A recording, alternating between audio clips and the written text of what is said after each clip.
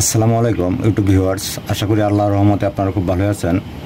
আমাকে কয়েক ভাই আমাকে বলা হয়েছে যে আমি জানি একটা ডল স্টার্টার কানেকশন করে ওভারলোড সহ কীভাবে কানেকশন করতে হয় এই ধরনের ওয়ান অফ সুইচ দিয়ে আমি জানি কন্ট্রোলিংটা করে দেই এবং দেখাই। দেখেন ভাই, আমি কিন্তু কন্ট্রোলিংটা করে রাখছি আগে, যেহেতু কাজ আমার একটু দ্রুত হওয়ার জন্য, যার জন্য আমি এখন দেখাবো।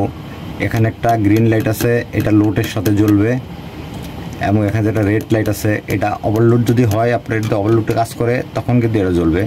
আমি দেখাবো অল্প কিছুক্ষণের ভিতর ভিডিওটা শেষ করে দেবো। এবং লং যদি করার ইচ্ছা নাই, যদিও আমি ভিডিওটা লং করবো না, যাদের কানেকশনগুলো করেছি আমি আগে থাকতেই, এবং কানেকশনগুলো আপনাকে অবশ্যই আপনাদেরকে আমি বুঝাই দেবো। দেখেন, আমি কিন্তু এখানে যে 220 লাইন এই যে ইন করছি আমার এই সুইচে ফেস, এবং এখানে আমি নিউট্রাল ইন করছি। আমি চালাবো, তারপর কানেকশনগুলো দেখা দেবো। আমি চালু করলাম,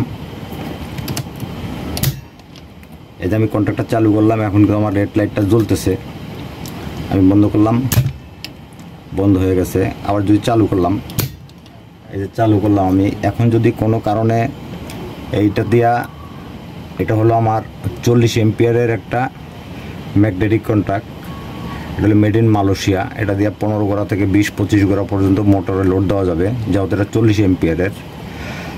ব্যাপার হলো যে এটা দিয়া যখন আমার মোটর শর্ট হয়ে যাবে বা মোটর কোনো কারণে জাম হয়ে যাবে, তখন কিন্তু বেশি ওভারলোড টান দেবে। যখন আমার এখানে ওভারলোড আছে 12 থেকে 18 এম্পিয়ার পর্যন্ত, 12, 15, 18। এটা দিয়ে অবশ্যই, এটা দিয়ে ঘুরায় অবশ্যই সিলেক্টর নবটা দিয়ে ঘুরে অবশ্যই আপনারা এম্পিয়ার সেট করে নেবেন। যদি কখনও সমস্যা হয় যে রানিং অবস্থায় যদি আমার মোটরটা লোড বেশি হয়ে যায়, তখন তো এই যে ওভারলোডটা টিপ করবে, এই যে ওভারলোডটা যখনই টিপ করবে তখন কিন্তু আমার এই রেড লাইটটা জ্বলে থাকবে। তখন যদি আমি এখানে চালু দিই, এটা কিন্তু আর চালু হবে না। এই যে এটা কিন্তু চালু হবে না, কারণ যেহেতু আমার মোটরটা সমস্যার কারণে রিস্টোক হয়ে গেছে। যদি আপনারা দেখেন যে না, আমার অন্য কোনো শর্ট সার্কিটের কারণে আমার এটা সমস্যা হয়েছে, তখন আপনারা আবার এটা রিসেট দিয়ে দিবেন। তারপরে কিন্তু আবার এটা আবার চালু হবে, আবার বন্ধ হবে। ঠিক আছে, আমি আর বেশি লং করলাম না ভিডিওটা। দেখেন, এখানে ওভারলোডের 4টা পয়েন্ট আছে, 95, 96, 97, 98। 95, 96 এটারও এন্ট্রি পয়েন্ট, নর্মালি ক্লোজ। 97, 98 এই দুইটা হলো নর্মালি ওপেন পয়েন্ট। এই দুইটা হলো 95, 96 এন্ট্রি, 97, 98 এনও। যেহেতু আমি সরাসরি 96তে কিন্তু নেগেটিভ ইন করছি, 96তে, এবং 97 থেকে একটা 96 থেকে একটা জাম্পার দিছি। যখন এটা ওভারলোডে কাজ করবে, এই যে ওভারলোডে কাজ করবে, তখন এটা 98 থেকে আমার নিউট্রালটা চলে যাবে। জাম্পার যেহেতু এটার সাথে জাম্পার দিছি, যখন এটা আমার ওভারলোডে কাজ করবে তখন এটা আমার 98তে চলে যাবে লাইনটা। আর এই যে আমার এখানে যে 95, এই 95তে কিন্তু আমার হোল্ডিং কয়েলে গেছে।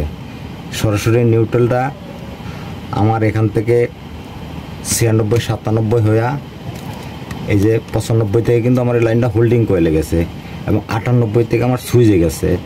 এবং এখানে যে গ্রিন লাইটটা আছে, এটা কিন্তু লোডের সাথে, একটা নিউট্রালের সাথে আর একটা লোডের সাথে।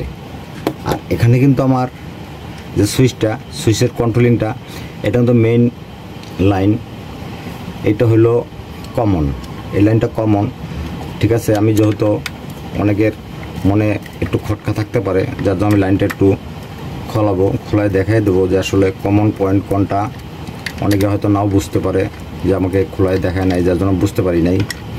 আমি খোলায় দেখাবো কোনটা কমন পয়েন্ট এবং কোনটা এনো পয়েন্ট, কোনটা এন্ট্রি পয়েন্ট। এই যে দেখেন, এই যে রেড লাইনটা, এটা কিন্তু এখানে কিন্তু সরাসরি ফেজ আই ঢুকছে। এই যে এখানে ফেজ আই ঢুকছে, ঢুকার পরে কিন্তু একটা জাম্পার হয়ে এটা কমন পয়েন্ট হয়ে গেছে, এটা কমন পয়েন্ট হয়ে গেছে। এটা হলো এন্ট্রি পয়েন্ট হয়ে গেছে, একটা এন্ট্রি পয়েন্ট, একটা এনো পয়েন্ট, এটা হলো কমন পয়েন্ট। এই দেখতে পাচ্ছেন, এই দিকটা কিন্তু মেইন লাইনটা কিন্তু এখানে ঢুকছে, ফেস ঢোকার পরে জাম্পার হয়ে এই যে দুইটা লাইন, একটা এনোর এই সাইডে লাগছে আর একটা এনোর এই যে এই সাইডে লাগছে। অবশ্যই বুঝতে পারতেছেন। এবং এই ধরনের ভালো ভালো ভিডিও যদি আপনাদের প্রয়োজন হয়, আমার ইলেকট্রিক সিম্পল ভিডিও চ্যানেলটা সাবস্ক্রাইব করে রাখবেন। আমি অনেক ইলেকট্রিকের ভালো ভালো ভিডিও দেওয়ার চেষ্টা করব। আপনারা সকলে ভালো থাকেন। আল্লাহ হাফেজ।